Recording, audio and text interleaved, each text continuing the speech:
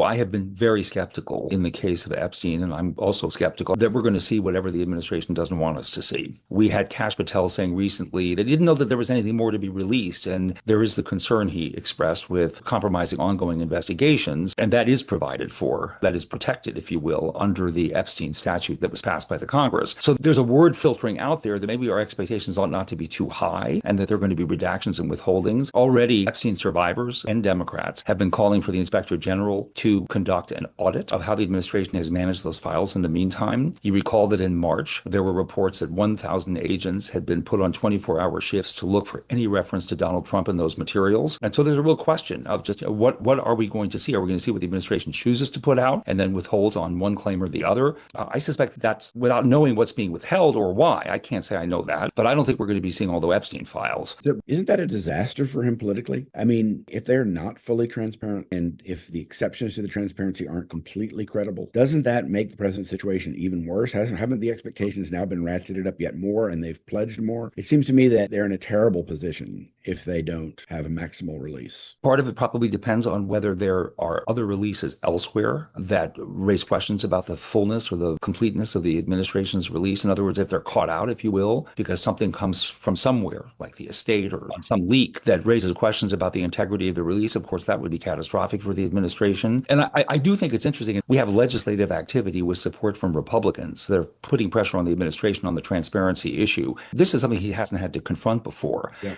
And so I do think that they're under an enormous amount of pressure here. But again, how much they give into that pressure depends on what they are protecting against. Yep. And we just don't know.